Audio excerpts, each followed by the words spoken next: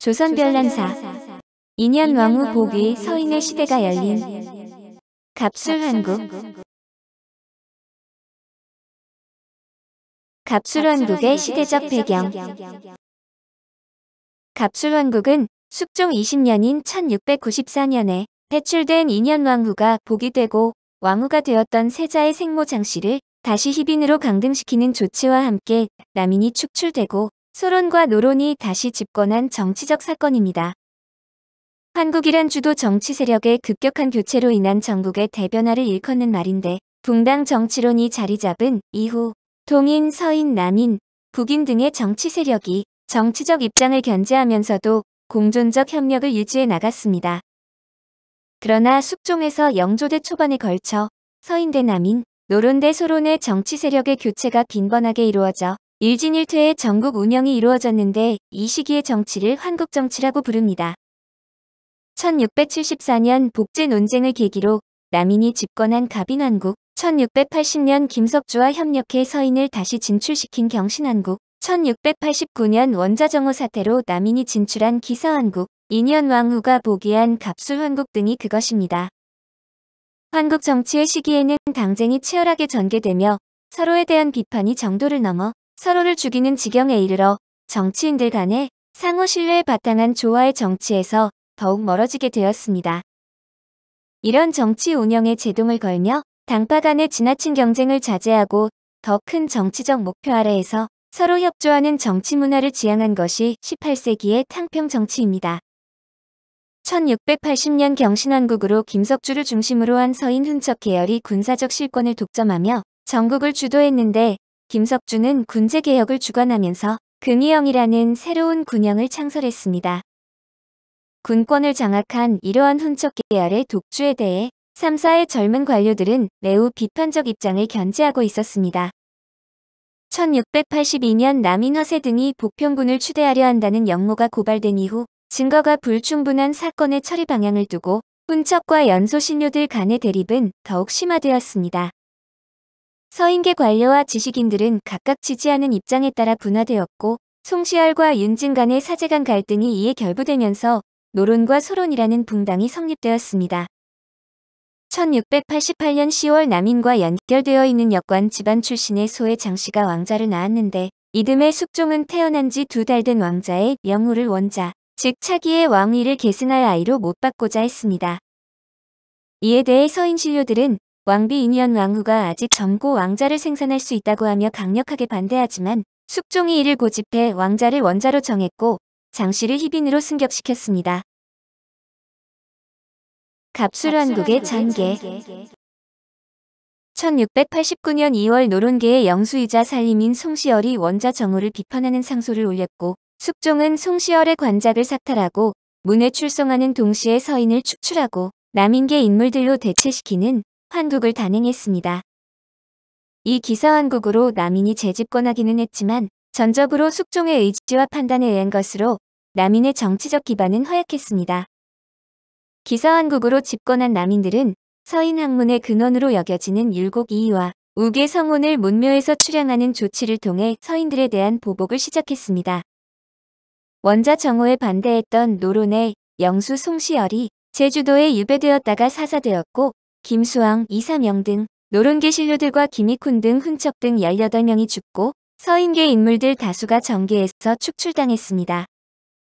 인현왕후는 투기를 일삼는다는 이유로 폐출해 서인으로 삼았는데, 인현왕후가 흰 가마를 타고 요금문으로 나가 친정인 안국동의 감고당으로 돌아갈 때 통곡하는 관리와 유생들이 길을 가득 메웠다고 합니다.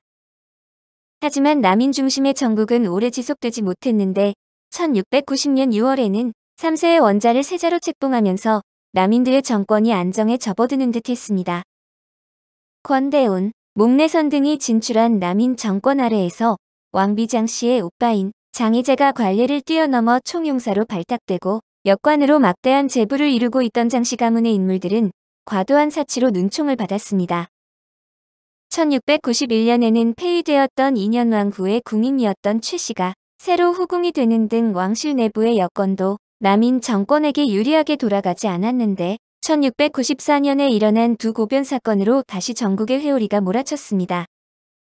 1694년 3월 우의정 미남이 소론계 한중혁이 돈을 모아 장희제나 동평군 항 등 실권자에게 접근해 궁중의 틈을 엿보았고 김춘택 등도 이에 연루되어 있다는 내용의 고변을 아뢰었습니다.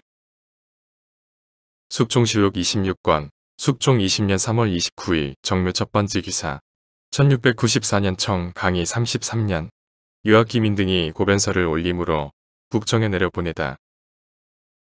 해가 뜰 무렵에 갑자기 사민이 바로 차비문으로 들어와서 고변서를 올림으로 임금이 그 글을 국청에 내리고는 그 사람을 묶어서 금오랑으로 하여금 본부에 잡아서 보내게 했으니 그 사람들의 성명은 기민, 유학 박익은 관청에 있는 서리 박익의 보인이었다.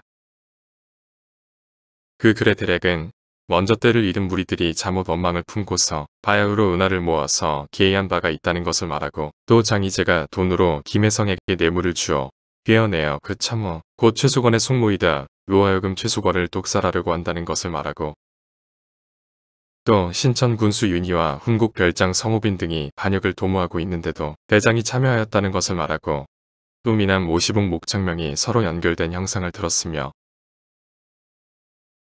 또 윤희가 여러 조신들과 더불어 사사로이 서로 묶어주는 서신으로서 고변서 안에 동봉하여 증거로 삼게 했는데도 윤희의 서신에는 모두 다만 금복 문안이란 네 글자만 썼으며 김원섭과 민장도에게 보낸 서신에는 앞에 모의한 일이 있었다는 말은 있지 않았다고 하였다. 관련자들을 잡아들여 문초를 했으나 완강하게 부인하며 혐의를 인정하지 않던 때에 또 다른 고변서가 올라왔습니다. 그 내용은 장희제가 돈으로 사람을 매수하여 수건 출씨를 독살하려 했고 또 신천 군수와 훈국별장 등이 반역을 도모하는 데 미남 등 남인이 결탁되었다는 내용이었습니다. 국청의 조사 결과 이 고변은 허구로 지어낸 것으로 귀결되는 듯 했으나 4월 1일 숙종은 돌연 남인을 정계에서 축출하고 소론의 집권체제로 전환하고 노론을 일부 복권하니 이를 갑술환국이라고 합니다. 미남이 최초의 고변의 사주자라는 것이 밝혀진 후 숙종이 한 조치로 남구만을 영의정에 임명했으며 남인계 영의정 권대운, 좌의정 목내선 등이 관작이 삭탈되어 문외 출송당했고 미남 유명현 등이 모두 유배형을 받았습니다. 숙종실록 26권 숙종 20년 4월 1일 무진 5번째 기사 1694년 청 강희 33년 김두명 이동욱 등에게 관작을 제수하다. 특별히 제수하여 김두명 이동욱을 승지로 신여철을 훈련 대장으로 삼았다. 또 하교하여 병조 판서 목창명을 가라 강릉 부사 서문중으로 가름하고 이조 판서 이연리를 가라 전 판서 유상훈을 서용하여 가름하였다. 갑술환국의 원인과 이후의 전국. 갑술환국의 원인은 기록이 불분명해 의견만 분분한데 일설에서는 숙종이 인현왕후를 복위하기 위해 벌인 것이라고 하지만 인현왕후의 입장에서 쓰여진 소설 인현왕후전과 야사를 기반으로 한 것으로 허구입니다. 최근에는 숙종이 인현왕후와 희빈장씨에 대한 애정 변화로 환국을 일으킨 것이 아니라 자신의 왕권 강화를 위해 특정한 원인이 없이 두 여인의 당파를 번갈아 기용한 것으로 해석되고 있습니다. 갑술환국으로 정권을 교체한 숙종은 4월 2일 인현왕후를 언급하는 자와 왕세자의 신의에 위협이 되는 발언을 하는 자는 무조건 대역죄를 묻겠다고 선포해 왕비를 교체할 마음이 없음을 확고히 피력했습니다. 숙종실록 26권 숙종 20년 4월 1일 무진 5번째 기사 1694년 청 강희 33년 김두명 이동욱 등에게 관작을 제수하다. 또 하교하기를 거선 신하의 흉악한 잔당으로서 감히 국본을 동요하는 일이 있는 자와 폐인 중공을 가리킨다 홍치상, 이사명 등을 위하여 신고하는 자는 명률로 논할 것이고 이상을 위하여 신고하는 자는 중률로 결단할 것이다. 이 뜻을 중회에 명백히 포고하라. 홍치상은 숙종의 고종형으로 수간공주의 아들이자 숙종의 후궁 영빈 김씨의 이모 부인대 기서한국 후 이사명과 함께 동평군을 시역죄로 무고하려고 했었던 사실이 발각되어 체포됐습니다. 1687년 영빈 김씨와 함께 조사석과 희빈 장씨의 모친에 대한 거짓 추문을 만들어 퍼뜨린 장본인이란 사실이 드러나 영빈 김씨는 패서인이 되었고 홍치상은 다른 여제와 함께 교수형에 처해졌습니다. 홍치상의 아들인 홍태유가 아비를 구명하기 위해 죄를 전가하려고 했던 숭령공주의 아들인 심정보는 서인으로 강등되어 유배되었다가 1692년 병에 걸린 숙명공주의 요청으로 특별히 방면되었습니다. 또한 갑술환국이 발발한 4월 1일 남인이 대거 어명을 받고 출첩되는 상황에 미남과 오랜 친분이 있어온 장희제가 스스로 죄를 청하였으나 숙종은 편안한 마음으로 정사에 임하라며 위로했습니다. 그러나 4월 11일 숙종이 장희제를 직권남용의 죄로 사탈관직하고 체포하였고 패비 인현왕후의 서궁 이사를 당장 다음날 옮기도록 하고 패비민 씨의 사저에 호의를 붙이도록 해 그녀를 복위하기로 결심했음을 증명합니다. 장희제의 죄는 국청죄인 이시도가 유배형을 받고 밤중에 장희제의 집에 종복 4명과 찾아와 칼로 장희제의 암살을 꾀했지만 실패했는데 장희제는 관청에 알리지 않고 포청으로 보내 배후를 물은 후 방면해 주었습니다. 훈련한 이시도는 사원부에 유배 떠나기 전 인사차 장희제 사가에 들렀다가 장희제에게 가슴을 얻어맞고 끌려가 형장을 맞아 발가락이 부러졌음을 고발했습니다. 이 사건으로 장희제는 이시도의 범행을 국가에 고발하지 않고 독단적으로 풀어준 것과 사사로이 형벌을 가한 죄로 임시면직의 처분을 받았다. 4월 8일 장령 유지빌의 주장으로 포도대장직에서 파직되었습니다. 그리고 4월 11일 숙종이 돌연 이시도의 주장에 손을 들어주며 유배를 가야 할 이시도에게 형장을 쓴 죄를 물어 장희제에게 유배형을 내리고 의금부로 긴급 압송을 한 것입니다. 그리고 다음 날인 4월 12일 숙종은 패비민 씨를 왕비로 복위하고 동시에 국모가 두릴 수 없다는 조선의 국법을 들어 왕비장 씨를 옛 자코로 강등하라 명합니다. 이 사건의 내부 사정에 대해 민진원은 그의 개인저서인 단한만록에 숙빈 최 씨가 한밤중에 숙종의 처소에 나가 장희제가 자신을 독살하려 했던 것이 사실이라며 눈물로 호소한 것이 성공했다고 기록했습니다.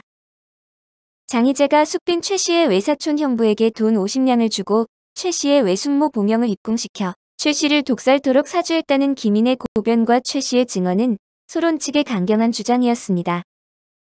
그러나 최 씨의 외숙모 일가의 신문 결과 봉영은 최 씨 출산 당시 입궁조차 하지 않았고 허가되지 않은 외부 음식을 궁에 들일 수 없어 고변대로의 실행이 불가능했다는 것이 밝혀졌습니다. 그리고 회임 중인 왕의 후궁을 독살하기 위해 빌부터 생계를 연명하던 친지에게 주었다는 단돈 50냥은 도저히 계산이 맞지 않는다는 현실적인 지적으로 모두 허위임이 밝혀졌습니다. 인현왕후의 복위와 희빈장 씨의 강등에 대해 노론과 소론이 강경히 대립하게 되는데 노론은 인현왕후의 복위를 원했고 소론은 희빈장 씨를 왕비로 둔 채 인현왕후를 별궁에 모셔 편한 여생을 맡기를 원했기 때문입니다. 숙종실록 26권 숙종 20년 4월 1일 무진 두 번째 기사 1694년 청 강희 33년 참국한 대신 이하는 관작 삭탈하여 문에 출송하고 미남 등을 절도에 안치케 하다. 또 말하기를 노당은 패비를 복위시키려 하고 소당은 패비를 별궁에 옮기려 한다 하였습니다. 나는 본디 이 말을 함께 들었을 뿐입니다. 하였다. 숙종의 복위 명령에 병조판서 서문중은 이조참판 박태상 등과 함께 9년 6년과 아들이 있고 아들이 없는 것은 어느 것이 중하고 어느 것이 경한가라고 주장했습니다. 이것은 인현왕후가 비록 희빈장 씨보다 더 오래 왕비로 있었으나 왕세자의 생모인 희빈장 씨가 더 귀하다는 뜻으로 정원은 조정백관과 신중히 공론을 한 후에 결정지어질 때까지 받들 수 없다는 거부 의사를 표명했습니다. 인현왕후 복위가 당연하다고 주장하는 노론과 부당하다고 주장하는 소론의 격렬한 언쟁이 오가던 가운데 4월 16일에 소론의 대표 인물들이 단체로 사직상소를 올리기에 이르릅니다. 이 사건은 엿새 후인 4월 17일 영의정이자 소론 영수였던 남구만이 왕명은 내려졌고 자식이 어미의 죄를 논하며 도로 쫓아내라 마라 의논하는 것은 도리가 아니라고 중재의 인현왕후가 복위하는 것으로 결론지어졌습니다. 그러나 노론이 장희제를 제거하는 데 번번이 방해를 한 탓에 남구만 역시 노론의 당적으로 규정되는데 남구만은 인현왕후의 인척으로 인현왕후의 사촌 올케 남씨가 남구만의 사촌 누이입니다. 6월 1일 인현왕후는 새로 즉위식을 해서 왕비로 복위할 수 있었으나 소론의 창시자인 윤증은 옛 왕조의 좌우왕후의 예를 받들어 인현왕후와 희빈장 씨를 동등히 높이고 호칭했습니다. 우의정 윤지화는 인현왕후와 한 식구임에도 불구하고 사직서를 들고 숙종과 면담해 희빈장 씨에게 왕후에 준하는 자비를 만들어 합당한 예우를 올려줄 것을 청하고 수년 동안 인현왕후에게 왕후의 예를 올리지 않았습니다. 그리고 이런 사정은 1701년 인현왕후가 2년간의 투병 끝에 사망하여 희빈 장씨의 보기가 불가피해진 상황 속에 숙빈 최씨의 발고로 터진 무고의 옥의 배경이 되었습니다. 갑술왕국으로 그때까지 중앙정계에서 활동하던 남인 대부분이 죽임을 당하거나 유배 또는 파직당했는데 영의정 권대운, 좌의정 목내선, 우의정 미남, 이조판서 이현일, 호조판서 오시복, 예조판서 권유 등이 파직되었습니다. 남인의 정치적 불우는 여기에서 그치지 않았는데 갑술왕국으로 축출된 남인은 그 이후로 기사여당으로 불리며 종신토록 벼슬길이 막히는 패고되었다고 할 정도로 정치적으로 철저하게 탄압을 받았습니다. 더욱이 일부 남인들이 영조대 무신난에 참여하면서 남인들의 정치적 입지는 거의 회복 불가능한 상황으로 치달았습니다. 이후 남인들은 영조대의 탕평 정국에서 청류 오광운이 탕평책에 호응하며 재기의 발판을 마련했고 그 이후 최재공이 정조대까지 남인들의 구심 역할을 하며 정계에서 명맥을 유지해 나갔습니다. 그러나 조선 왕조가 끝날 때까지 더 이상 정권을 장악하지는 못하였고 갑술환국 이후 서인의 정치적 주도권은 더욱 확실해졌습니다. 4월에는 송시열의 관직을 회복시키고 제사를 내리도록 했고 기사환국 이후 문묘에서 출향되었던 이이와 성운의 문묘 배양도 다시 실현되었습니다. 오랫동안 폐서인되어 친정집으로 돌아가 있던 인현왕후를 복위시키고 왕비장씨는 다시 옛 자코로 강등시켰는데 세자의 생모로서의 지위는 유지하도록 하고 사친에 대한 예를 취하도록 했습니다. 그러나 희빈 장씨는 숙종 27년인 1701년에 인현왕후가 죽었을 때 저주를 하였다는 혐의를 받고 자진하라는 명을 받았습니다.